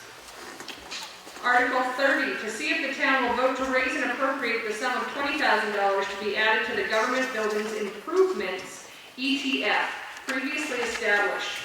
Recommended by the Board of Selectmen, recommended by the Budget Committee, and a majority vote is required. Any discussion? Or is there a motion? Thank you. And a second? Thank you. Is there any discussion? All those in favor? All those opposed? Thank you. That passes. Article 31, to see if the town will vote to raise and appropriate the sum of $300,000 for the purpose of paving, recommended by the Board of Selectmen and the Budget Committee, and a majority vote is required. Is there a motion? Motion. Thank you. And a second? Thank you. Mr. Howard. I'd like to direct a question to our TJ. So what road systems are being targeted for paving this upcoming year? So the first one is going to be Huckin Street. We've done on that. It needs to be paved. We're going to grind that and pave it. Granite Road is another one. And also, we have to do something about the police department parking lot, which isn't going to be huge, but it's going to come out of that. If you have not drove by and looked, we've tried to plow it this winter, but we've pretty much plowed the pavement that is there up into a pile. So we're going to do something. I was concerned just because of the way the frost heaves. I thought we were going to have the roads posted a lot earlier, and then with these storms, the plows hitting all these seams and whatever else, that I didn't know if your list was more patching, doing sections instead of doing whole long sections of roadway. So the answer to that is, when I started this, and when I fix something, I want to fix it and have it be long-term instead of, patching does work, but if you shim everything, put a 2-inch base and a 1-inch top and grind it up, you're going to have the same problem the next year. So when we fix it, we try to do it right. We don't do as much paving, but what we do lasts a lot longer. And you can see what we have done, Levitt Road, things like that, they've lasted really well. Marsh Lane. So. Any other discussion on Article 31? All those in favor? All those opposed? Thank you. That passes. Article 32, to see if the town will vote to raise and appropriate the sum of $200,000 to be added to the Highway Equipment CRF, previously established, recommended by the Board of Selectmen and the Budget Committee, and a majority vote is required. Is there a motion? Thank you. And a second? Thank you. Any discussion on Article 32? All those in favor? All those opposed? Thank you. Article 33, to see if the town will vote to raise and appropriate the sum of $57,000 to make the annual grader payment, recommended both by the Board of Selectmen and the Budget Committee, and a majority vote is required. Motion? Thank you. And a second? Thank you. Any discussion? All those in favor? All those opposed? Thank you.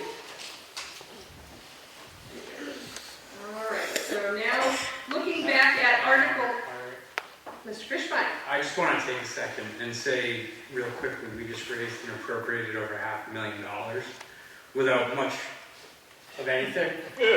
That's a testament to the work you're doing. I think we all trust you and you're doing a really great job.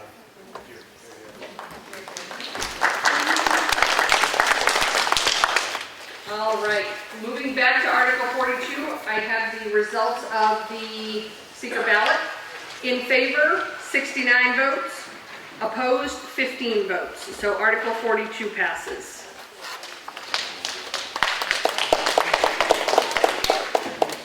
Moving on to Article 34, to see if the town will vote to raise and appropriate the sum of $25,000 to be added to the invasive species ETF previously established, recommended both by the Selectmen and the Budget Committee, and a majority vote is required. Is there a motion?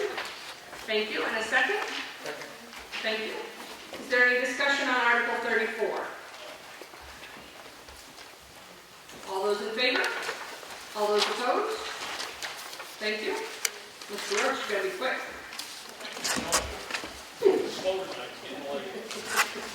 Article 35, to see if the town will vote to raise and appropriate the sum of $25,000 to be added to the bridge repair replacement ETF previously established.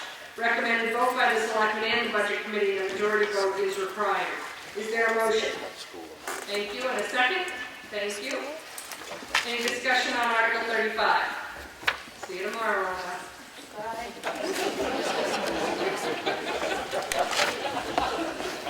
Any discussion on Article 35? All right, all those in favor? All those opposed? Thank you. Moving on to Article 36, to see if the town will vote to raise and appropriate the sum of $58,000 for the annual water bond payment. Recommended both by the Selectmen and the Budget Committee, and a majority vote is required. Is there a motion on Article 36? Thank you. And a second? Thank you. Any discussion on Article 36? I'd like to make a comment. A comment, Mr. Goss. This is the last payment on that bond. Yes. I was about to ask that very question. Is that the one that started in 81? It's been a while. All right, any other discussion on Article 36? All those in favor? All those opposed? Thank you. Article 37, to see if the town will vote to raise and appropriate the sum of $15,000 to be added to the benefit pay ETF previously established, recommended by the Selectmen and the Budget Committee, and a majority vote is required. Is there a motion? Thank you. And a second? Thank you. Is there any discussion on Article 37? What? So Ms. Lang, who didn't go to the microphone, is asking what it is. Who would like to address that? Matt? When longtime employees retire, they typically have a large amount of vacation time, things that cost money, so save for it. Thanks. Any other discussion or questions? All those in favor? All those opposed? Thank you. Article 38, to see if the town will vote to raise and appropriate the sum of $20,000 to be added to the solid waste disposal and recycling ETF, previously established, recommended both by the Selectmen and the Budget Committee, and a majority vote is required. Is there a motion? Thank you. And a second? Thank you. Any discussion on Article 38? Mr. Ossipee? Yes, Madam Moderator, could you just explain exactly what that money is going to be used for? Just so I'm not sure about it. It's going to go into the expendable trust fund for now, for when we need equipment. All right.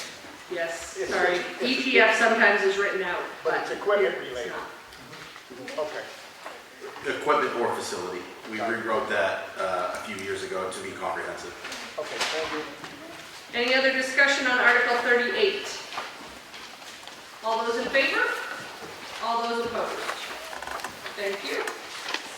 Moving on to Article 39, to see if the town will vote to establish a police vehicle equipment expendable trust fund per RSA 31:19A, for the purchasing of police vehicles and equipment and to raise and appropriate $50,000 to put in the fund, with this amount to come from taxation.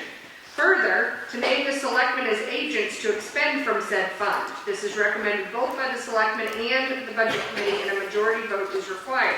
Is there a motion on Article 39? Thank you, and a second? Thank you. Discussion, Mr. Lang? I was actually going to move before we started reading to not reconsider all the... Okay. Is there any discussion on Article 39? Yes, Ellis. Mr. Emery. Yeah, I looked at this, and when they brought it up at the budget committee, I asked them what the need was. As everybody knows, I ask every year about the police cruisers, and I've been trying to get them to switch from a 3-year term to a 5-year term for a long time. Seems to me this would be the year to do it, seeing how we've been short of officers and they weren't able to get vehicles. They want to start another fund. I think we should leave that up to the legislative body every year. I don't think we should have a fund for it because it takes it out of our hands. That's all. Okay. Any other discussion on Article 39? Mr. Rhodes.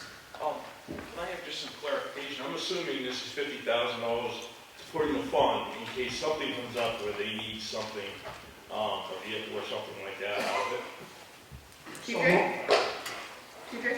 So this is actually to purchase a vehicle, because every year, the police department, they use the cruisers, and they're pretty much every year there's one that needs to go. So they rotate them every year? So the reason for this, and I think the biggest benefit of doing it this way, is we don't have to purchase right after town meeting. The PD and myself can go through the whole year, and then purchase whenever we can through the whole year to get the best deal, and whatever we can, because we've never seen times like this when you can't get cruisers. We don't want to settle for what we can get, we want to get what we want. And that's what the PD wants too, is they want something they want. Thank you very much. Any other discussion on Article 39? All those in favor? All those opposed? Thank you. That passes. Mr. Lang. If I may make a motion not to reconsider Articles 28 through 39 and 42. Second. There's been a motion and a second. All those in favor of not reconsidering? Thank you. All those opposed? Thank you. All right, moving on to Article 40. To see if the town will vote to establish a recreation expendable trust fund per RSA 31:19A for maintenance, upgrades, improvements, and construction relative to any town parks and/or recreation locations, and to raise and appropriate $10,000 to put in the fund, with this amount to come from taxation. Further, to name the selectmen as agents to expend from said fund, recommended both by the selectmen and the budget committee, and a majority vote is required. Is there a motion? Thank you. And a second? Thank you. Any discussion on Article 40? Yes.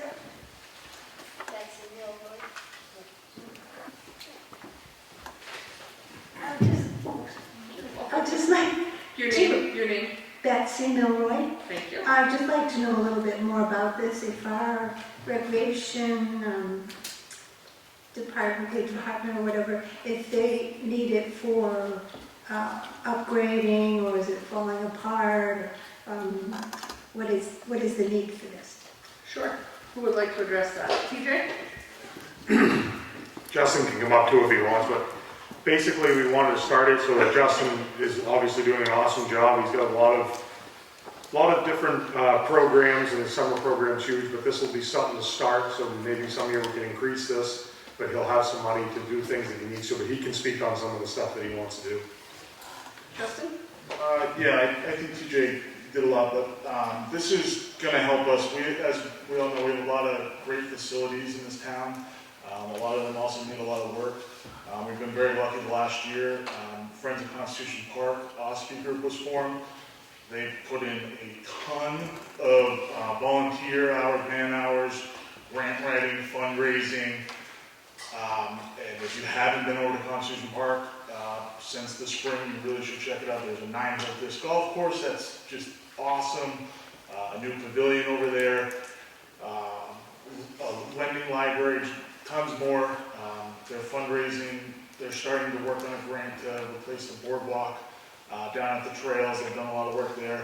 So this is just kind of a fund, we have this group of people that is putting in their time and effort, residents, and this is just to help us be able to contribute financially and do some of the bigger projects that they can't do or shouldn't have to do.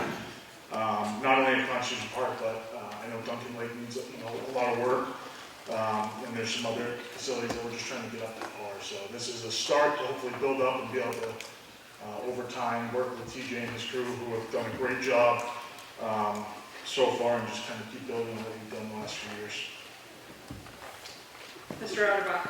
Madam Moderator, thank you. I too support this strongly. I've been heavily involved in the projects over at Constitution Park and the group over there. Just unbelievable effort, thankless effort by a lot of people, some who are here tonight, some who are not. Expanding our trails in the park, the new pavilion which was constructed, which is also going to be an accessible pavilion. There'll be additional picnic tables. There's already benches, and there are going to be picnic tables out on the trails. Some additional signage. Obviously, Justin mentioned the boardwalk and trail signage. There's just an immense amount of potential there at the park alone that I think could utilize the extra funding, because the efforts of the various groups that have put an immense amount of time into establishing funding for some of these projects should not go unnoticed, and certainly having support by the town would be great. So I want to say thank you. Any other discussion on Article 40? All those in favor? All those opposed? Thank you. Article 41, to see if the town will vote to establish a property cleanup expendable trust fund per RSA 31:19A for the abatement of public health and/or safety nuisances and zoning violations, and to raise and appropriate $100,000 to put in the fund, with this amount to come from taxation. Further, to name the selectmen as agents to expend from said fund, optional.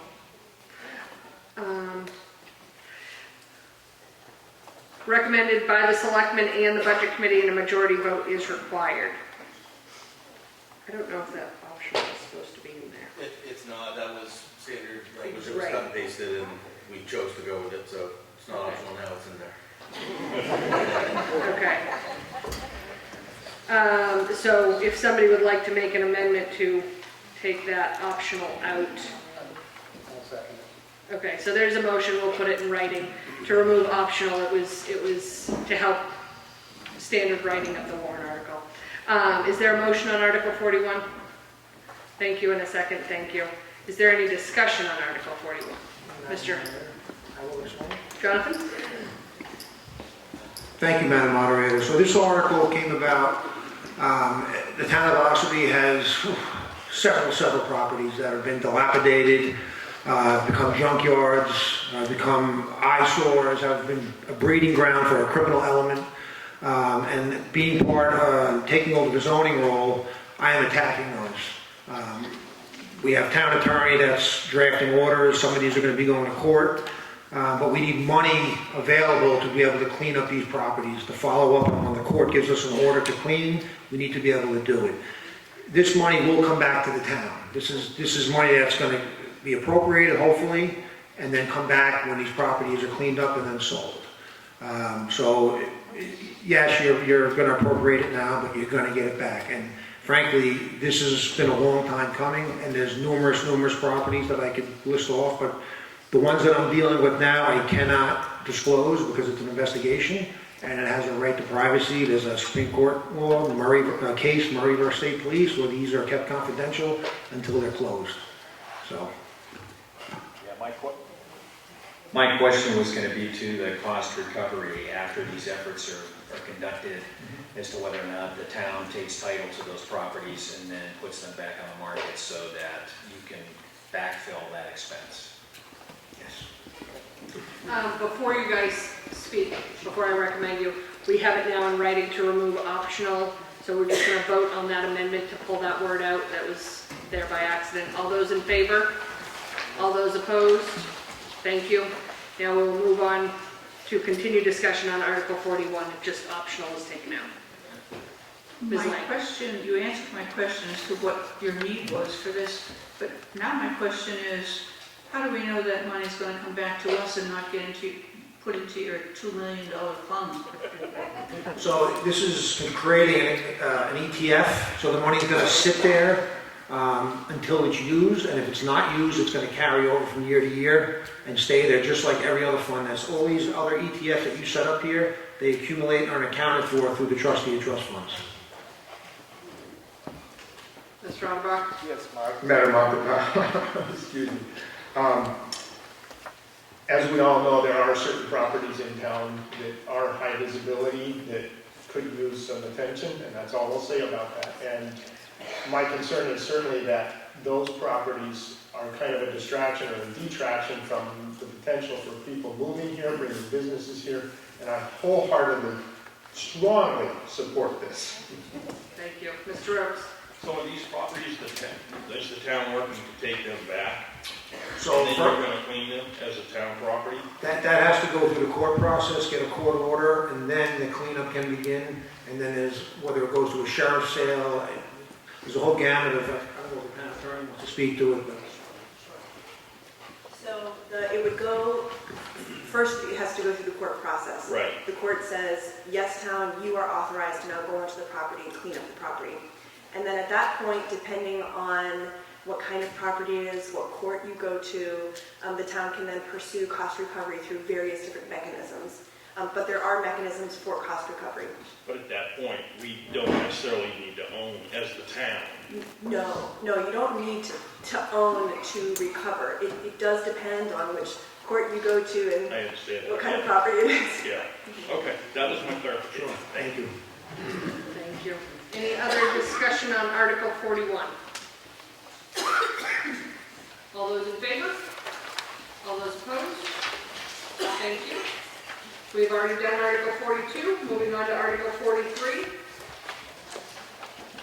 Shall the town re-adopt the optional veterans tax credit in accordance with RSA 72:28(2) for an annual tax credit on residential property of $500? A majority vote is required. Is there a motion? Motion. Thank you. And a second? Thank you.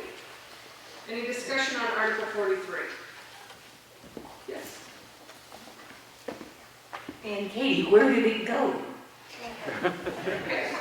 Matt? So we got a technical memo from the state that due to some legislature that passed some additional funding, they had tweaked the wording slightly in the RSAs that enabled these credits, and therefore towns that wish to keep them in place just simply had to re-adopt them. They didn't disappear, but the law changed a little bit at the state level, just requiring that we reaffirm our commitment to these. So we don't have to come back in and reapply? It doesn't change an application process, it's just that the town offers the same thing as it did before the state did whatever. So if I have it now, I've still got it? In other words, if we have to reapply for it. Do we have to reapply? We did the last Town attorney saying it doesn't affect your application status, this was a technicality, DRA said. No, we've already got it. Do we have to reapply because of this? This doesn't affect your application process, the town's application process. Readopting these two articles really is only being done because DRA has said that you have to readopt the articles. There was a law that was passed that expanded eligibility. It didn't change eligibility for the negative, it expanded it. So now towns just have to readopt the tax credits. Your particular eligibility does not change. I think I understand. So this is an overall for the town, not for the individual process. Okay? Any other discussion? Mr. Pastel? My wife's telling me I probably am not right to ask this, but I share her confusion. Those of us who are veterans or who are already benefiting from this program, which I think you townspeople, her question was, since the program is, we're reapplying or reinstating the program, those of us who are already enrolled in the program, are we going to have to re-enroll, or are we already in the thing and it's running and that's it? Or are we going to have to start over again from ground zero is the question. So the program is not being discontinued and then readopted. It is continuing, and through DRA's wisdom, they've said we need to technically readopt, but it is So we don't not. touch nothing. Any other discussion or questions? All those in favor of Article 43? All those opposed? Thank you. Article 44, shall the town readopt the all veterans tax credit in accordance with RSA 72:28B for an annual tax credit on residential property, which shall be equal the same amount as the standard or optional veterans tax credit voted by the town under RSA 72:28, and a majority vote is required. Is there a motion? Thank you, and a second? Thank you. Does somebody wish to speak to that before? Yeah. Same deal. We'll ask her back next year. Any other discussion on Article 44? All those in favor? All those opposed? Thank you. That passes. We have already dealt with 45 and 46. Article 47. Shall the town of Ossipee accept the provisions of RSA 53G:1 RSA 53-G:11, providing for the establishment of a communications district together with the municipalities of Albany, Bartlett, Brookfield, Chatham, Conway, Eaton, Effingham, Freedom, Hales Location, Harts Location, Jackson, Madison, Moultonborough, Ossipee, Tamworth, and Tuftonborough in accordance with the provisions of the proposed agreement filed with the Ossipee Selectmen. Is there a motion? Thank you. And a second? Thank you. Someone wishing to explain this? So everybody wants the town to be fully served with high-speed internet. There's the theory that this will help us get there through greater purchasing power in partnership with the towns around. This is a no-cost warrant article. It does not authorize, the district is not authorized to issue any bonds or debt of any kind that would encumber the town to, it's not going to cost taxpayers now or ever, and we could get out of the district later if we don't need it. But ultimately, if there's grant money at the federal state level available, and we're trying to attract a vendor to come to the area and put service in where we need it, this gives us way more leverage than just Ossipee by themselves. And in fact, there was some grant money approved at the state level very recently, and we should be fully served, hopefully, by Fidium, which is high-speed fiber, in the next few years. But by joining the communications district, I think it's really going to strengthen our ability to make sure that goes through, and also hold our other providers in town accountable who have been unresponsive to our many requests to expand coverage. And you know, the number one feedback that the Selectman's office gets for how we can help taxpayers is to get expanded coverage, and this will potentially help do that. Thank you. Any other? Yes, Dallas? Yeah, I don't think we should do this district. It's not a necessary thing. I was at the meeting when they explained the whole thing, and there's nothing that they can do for us. If we can go in and out of this if we want. We've already made a deal with Fidium. He said we could expand on it, but we've already made the deal, and the town already has the option to make that deal, and they've already done it. The district is going to do nothing for us. It's just another bureaucracy as far as I'm concerned. It's not anything we need. Thank you. Any other discussion? All those in favor? All those opposed? Thank you. That passes. Article 48, to see if the town will vote to raise and appropriate the sum of $5,000 for the Economic Council's signage improvement project, submitted by petition, recommended both by the Selectmen and the Budget Committee, and a majority vote is required. Is there a motion? Thank you. And a second? Thank you. Any discussion on Article 48? Mr. Otterwell. Yes, can someone clarify what the signage improvement project entails? Can you go to the microphone and ask your question? Sorry. Yes, Madam Moderator. Can someone please identify what the signage improvement project entails? Joy, are you going to answer that question? Yeah, Okay. from the Economic Development Council. So the sign improvement project is a project we're doing trying to put signage out for parking, for playgrounds, whatever it is, to help bring businesses in for people. Right? Great. Okay. Thank you. Any other discussion on Article 48? All those in favor? All those opposed? Thank you, that passes. Is there any other business anyone wishes to bring forward to this body? Mr. Babson?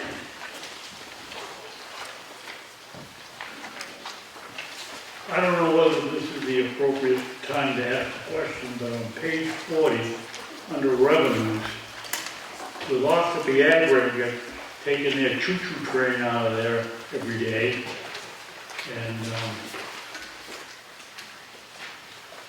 and us moving earth, why don't we have any figures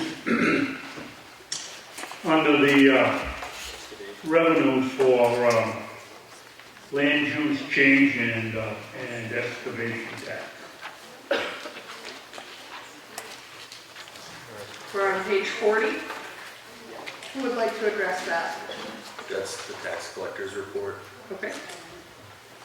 So, you want to go to page 38.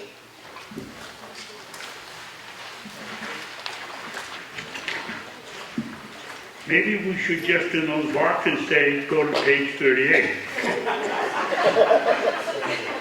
So if you go to page 38, there is the section of levy year of this report for 2022. It does property tax, land use, yield tax, excavations. And mine at the bottom are empty. Oh, it's okay. In the middle of Yep. the section of the page, do you see it says taxes committed this year? Yes. Thank And- you. Okay.